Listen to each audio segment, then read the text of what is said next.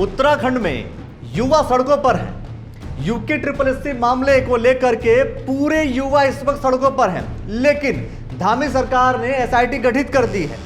उस प्रकरण की गहन जांच के लिए एक एडिशनल SP के स्तर की अध्यक्षता में विशेष अन्वेषण दल SIT गठित की जाएगी, जिसका कार्यक्षेत्र पूरा प्रदेश होगा। नकल विरोधी कानून है, नकल विरोधी कानून के अंतर्गत खालिद को भी पकड़ा गया। बताया जा रहा है कि आखिर उसके पीछे मास्टरमाइंड कौन है। मैं तो साफ तौर पर कह रहा हूं कि आखिर कौन है उसके पीछे, क्यों खालिद ने ऐसा काम किया, सवाल यह है। और एक व्यक्ति गलती करता है, 2 व्यक्ति गलती करते हैं या 10 व्यक्ति गलती करते हैं, और गलती करने के बाद ये पूरे युवा जो साल भर मेहनत करते हैं, मेहनत करने के बाद सड़कों पर वो है। सोच करके देखिए, जो युवा सालों साल मेहनत करते हैं, कुछ लोगों की गलती के वजह से, हाकम सिंह जैसे लोगों की गलती के वजह से और खालिद जैसे लोगों की गलती के वजह से, वो उन लोगों का 1-1 साल 2-2 साल का जो जीवन है वो खराब हो जाता है, समय खराब हो जाता है। लेकिन धामी सरकार, जिसने साफ तौर पर कहा था कि नकल विरोधी कानून बन रहा है, चाहे कोई भी इसमें दोषी पाया जाएगा उसके खिलाफ कार्रवाई होगी। और ये हमारी जीरो टॉलरेंस की नीति है। जब से मैंने इस जिम्मेदारी पर काम करना प्रारंभ किया, जब भी मेरे सामने मामले आए हैं, तब हमने इस पर कार्रवाई की है।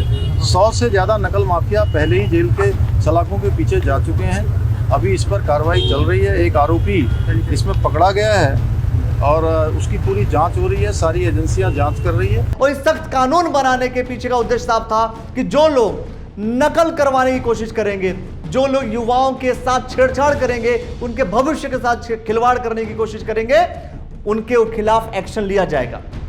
धामी जी ने साफ तौर पर कहा कि बहुत से लोगों को पकड़ा जा चुका है। और फिलहाल इस वक्त जो परीक्षा हो रही थी, यूके SSS का जो एग्जाम हो रहा था, उसमें खालिद को पकड़ा गया और भी जांच चल रही है। और जांच के लिए SIT गठित कर दी गई है। SIT गठित कर दी गई है। 1 माह के भीतर इस रिपोर्ट पूरी सौंपनी है, और जब तक रिपोर्ट पूरी बनकर तैयार नहीं हो जाती, 1 महीने तक, तब तक परिणाम घोषित नहीं किया जाएगा।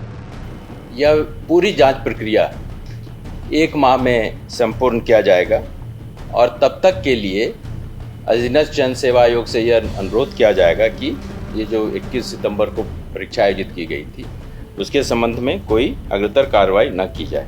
और अगर परिणाम में यह आता है कि नहीं, ये कोई गलती है और ये बहुत बड़ा कोई सरगना इसके अंदर काम कर रहा था, तो निश्चित तौर पर इसके बाद एक्शन होगा। इसमें जांच में जो भी दोषी पाए जाएंगे, जो भी व्यक्ति, उनके खिलाफ कठोर कार्रवाई की जाएगी। और ऐसी घटनाओं की पुनरावृत्ति रोकने के लिए जो भी आवश्यक कदम होंगे वो उठाया जाएगा। लेकिन यूके SSS मामले में जो बेरोजगार संघ के लोग हैं, साफ तौर पर जो उत्तराखंड में अलग अलग जगहों पे जो प्रदर्शन कर रहे हैं, उनका ये कहना है कि दोबारा परीक्षा कराई जाए। आपको क्या लगता है, जो SIT गठित की गई है, इसका परिणाम क्या आएगा? और सवाल यह है, क्या ये कोई और साजिश है, कोई राजनीतिक साजिश है? आखिर इसके पीछे रीजन क्या है? क्योंकि आपने एक चीज जरूर देखी होगी दोस्तों, हर जगह कोई ना कोई, क्योंकि जब चुनाव 2027 का हो, उसके पहले जब ये घटनाएं घटने लगे, लेकिन मैं साफ तौर पर कह रहा हूं, अगर युवाओं के साथ कोई भी खिलवाड़ कर रहा है, वो खालिद हो या कोई और या हाकम सिंह, इन लोगों को पकड़ना चाहिए। और मैं कहता हूं कि धामी जी, आपको सख्त से सख्त सजा देनी चाहिए। ये जो नकल विरोधी कानून है, नकल विरोधी कानून के अंतर्गत जो प्रावधान सख्त से सख्त सजा का हो सकता है, वो देना चाहिए, ताकि युवाओं के भविष्य के साथ, छात्रों के भविष्य के साथ कोई खिलवाड़ न कर सके। एक व्यक्ति गलती करता है, वो भुगतते हैं कितने? 10,000 अभ्यर्थी। वो अभ्यर्थी जो सोचते हैं कि उन्होंने कड़ी मेहनत की और वो एग्जाम देते, सोचकर देखिए कि 3 लोग 4 लोग की वजह से जो पेपर बाहर आया, आखिर वो 10,000 युवाओं का क्या दोष, जिन्होंने दिन रात मेहनत की होगी, जिन्होंने परीक्षा दी होगी, उनका क्या दोष? लेकिन मजबूरी है, वो भी आज वही खड़े हैं। इसलिए इन सभी लोगों के खिलाफ, जो गलत कर रहे हैं, उनके खिलाफ सख्त से सख्त उनको सजा मिलनी चाहिए। द न्यूज़ नेटवर्क साफ तौर पर इस बात को कह रहा है कि सोच करके देखिए, जो युवा पढ़ाई करने आते हैं, उन युवाओं को आंदोलन करना पड़ रहा है। मैं कह रहा हूं अगर इसके भीतर कोई अधिकारी इन्वॉल्व है, इसके भीतर अगर आपका कोई भी शख्स इन्वॉल्व हो, किसी पार्टी का कोई नेता इन्वॉल्व हो या कोई पार्टी इन्वॉल्व हो, इसकी भी जांच होनी चाहिए। एसआईटी गठित कर दी गई है और एसआईटी गठित करने के बाद 1 माह के भीतर इसका पूरा रिजल्ट आएगा, लेकिन 1 महीने तक इसका परिणाम घोषित नहीं होगा। और ये जो एसआईटी गठित की गई है, इसमें हाईकोर्ट के पूर्व जज शामिल होंगे